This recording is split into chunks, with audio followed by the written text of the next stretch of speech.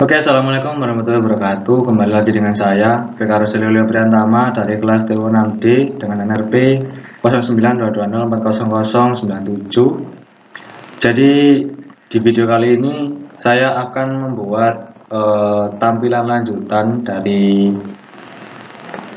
aplikasi yang sudah saya buat kemarin ya. Jadi kemarin kan saya sudah membuat tampilan login.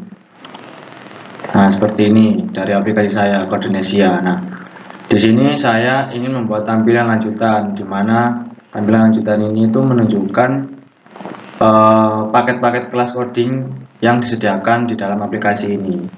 Dan nanti paket-paket ini itu tampilannya akan sama seperti ini. Nah, jadi akan saya buat seperti ini. Jadi di sini nanti ada paket kelas pemrograman apa, misalkan JavaScript tadi. Lalu di sini ada paket pemrograman CSS dan lain sebagainya.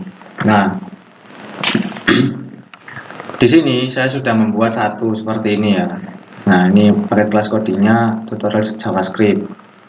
Nah, untuk codingannya itu seperti ini. Nah, jadi kalau misalkan codingannya untuk membuat tampilan seperti ini, tombol seperti ini, ya, itu kita pakai touchable opacity seperti ini, ya. Nah, ini adalah codingnya. Kalau misalkan codingnya ini saya hilangkan, ya maka di sini dia ikonnya ikut hilang ya. Nah, seperti itu. Nah, jadi untuk menampilkan tombol seperti yang ada di sini itu kita pakai codingan seperti ini.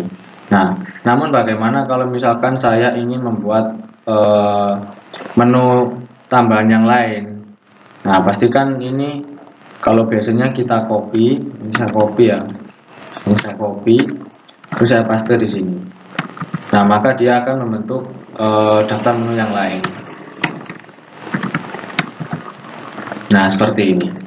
Nah, cara memprogram seperti ini itu tidak efektif ya, karena dia membutuhkan banyak sekali kode program, jadi kurang efektif sekali. Jadi ini bisa kita atasi dengan cara kita membuat sebuah komponen, yang mana dengan komponen tersebut itu nanti komponen tersebut bisa kita pakai berulang-ulang gitu. Nah, jadi misalkan di sini ini saya hapus. Nah, ini satu aja ya. Nah, ini program tampilan menu ini ingin saya jadikan menjadi sebuah komponen yang mana nantinya dapat saya gunakan berulang-ulang kali, dan tentu saja itu dapat menghemat penggunaan coding ya. Jadi codingnya tidak terlalu banyak-banyak dan tidak terlalu ribet juga. Nah, ini contohnya akan saya gunakan jadikan untuk menjadi sebuah komponen. Nah, di sini saya sudah membuat fungsi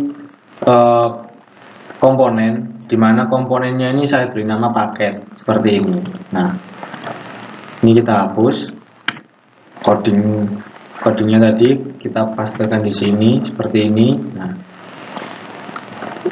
ini codingan tombol ini sudah menjadi sebuah paket yang mana bisa kita gunakan berulang-ulang kali di sini, tapi kita tidak perlu menulis kode sebanyak ini.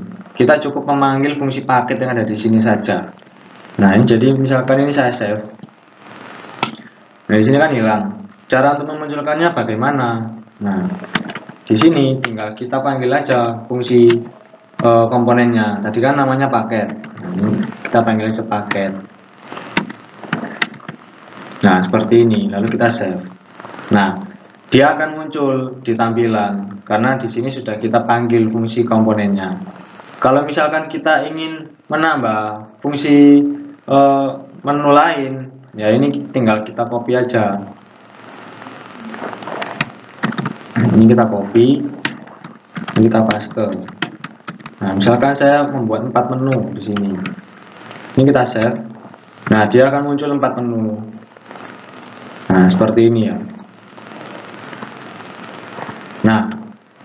Namun komponen ini masih kurang efektif karena kita nantinya akan kesulitan untuk melakukan editing keterangan dan juga judul dan juga untuk gambarnya juga. Nah, caranya agar dia lebih dinamis dan lebih mudah untuk diedit, ini kita hapus dulu. Kita pakai fungsi yang namanya props. Ya, kita pakai fungsi namanya props. Nah, seperti ini. Nah, untuk teks judul ini, nah ini teks judul ini, tutorial JavaScript ini tinggal kita ganti prop saja. Props, kita kasih nama judul. Nah, jadi nanti misalkan kita punya 4 menu dan kita ingin mengedit judulnya dari tiap menu. Nah, itu kita tinggal ketikkan aja judul, habis itu tulisan judulnya itu apa, gitu. Nah, sama seperti keterangan yang ada di sini. Nah, keterangan tiap menu kan pasti berbeda-beda, tergantung dari tutorialnya. Kalau misalkan JavaScript, itu mungkin tutorial dasar JavaScript, seperti itu keterangannya. Tapi kalau CSS, itu kan pasti beda lagi. Nah, kita bisa pakai props ini. Kita kasih keterangan aja. Nah, keterangan di sini. Jadi cara implementasinya bagaimana? Ini kita save dulu. Nah, seperti ini ya. Nah, terus di sini kita panggil lagi fungsi paket. Kita panggil fungsi paket. Nah, seperti ini. Lalu kita kan ingin melihat hasilnya ya. Ini kita save. Nah, ini seperti ini. Dia masih belum ada judul dan keterangan. Nah, kalau misalkan kita pengen ngasih judul gimana? Nah, ini tinggal kita ketikkan aja di sini judul sama dengan apa judulnya. Misalkan tadi tutorial JavaScript.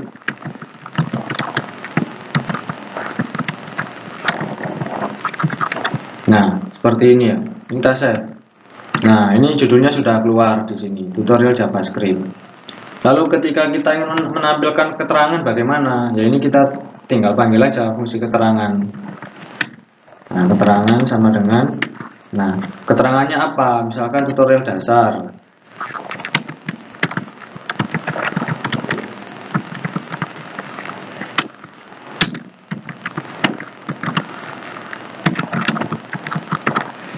Ini kita save.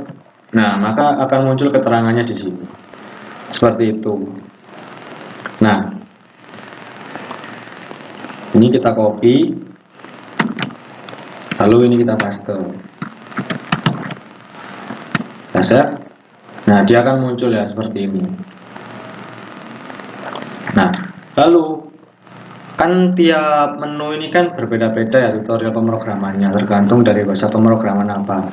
Pasti untuk icon gambarnya juga beda. Nah, ini gambarnya ini juga bisa kita edit. Nah,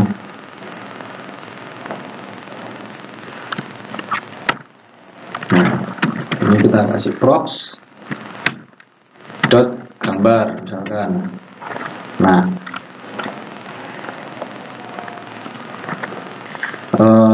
ya misalkan ini JavaScript, ini kita kasih gambar ya. Gambar sama dengan require, karena kita mengambil gambarnya itu offline dari folder yang ada, kita pakai fungsi require. Nah, terus di sini letak gambarnya ya. Misalkan di sini JS. Nah, ini saya pakai gambar ini, copy,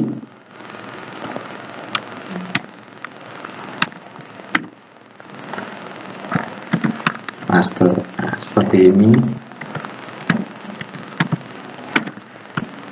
Kita save. Nah, untuk yang menu pertama itu sudah muncul gambarnya. Untuk menu yang kedua masih belum muncul. Nah, caranya bagaimana? Nah, tinggal kita copy aja di sini gambar. Nah, untuk menu yang kedua, gambarnya ini kita rubah. Misalkan saya pengen yang kedua ini tutorial CSS. Saya copy gambarnya CSS.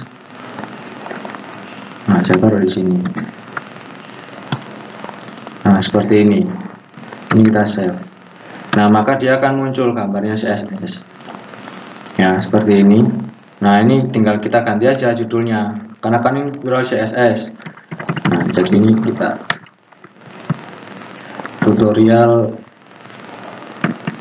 CSS. Nah, seperti ini kita save. Nah, dia sudah berganti menjadi CSS. Nah, jadi sangat mudah sekali untuk melakukan proses editing ya, tanpa melakukan pemrograman yang begitu panjang seperti ini. Nah, lalu misalkan di sini saya ingin membuat menu lagi, ini tinggal copy aja di sini, tinggal copy, enter, enter. Misalkan yang ini saya pengen yang HTML,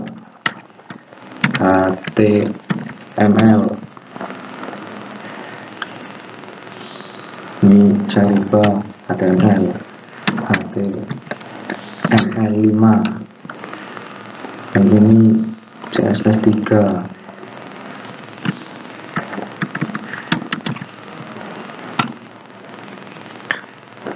Saya nah, dia muncul gambarnya di sini, thread. Terus yang terakhir ini yang menu keempat ini saya pengen C++. Oke,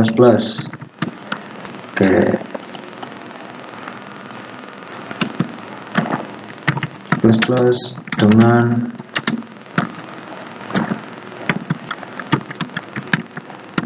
code misalkan. Nah, seperti ini. Lalu untuk ikonnya, gambarnya ingin saya rubah, misalkan yang HTML. Saya pilih ya ini HTML, kita copy, lalu di sini kita paste. Nah, seperti ini, kita save. Nah, dia berubah ya jadi HTML. Lalu saya pengen yang C++ ini saya ganti juga. Nah, ini kita copy aja.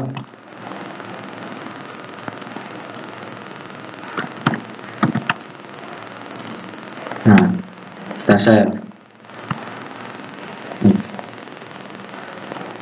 Ini nggak muncul ya gambarnya.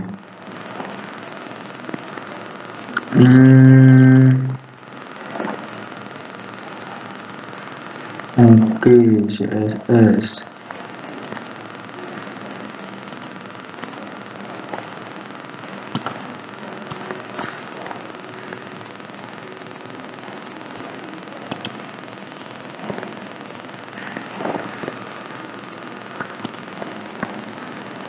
Ya, kita pakai yang 3 aja dulu.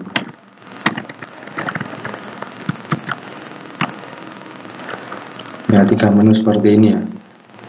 Nah, lalu misalkan saya ingin mengedit, misalkan saya ingin memberikan sebuah perubahan warna ya. Saya pengen warnanya itu tiap icon menu ini tuh nggak putih, saya bikin transparan aja. Nah, itu bisa, kita tinggal bikin aja di sini. Ini background colornya ini kita hapus saja. Nah, gini misalkan. Ya udah, ini kita save. Nah, dia akan menjadi seperti ini.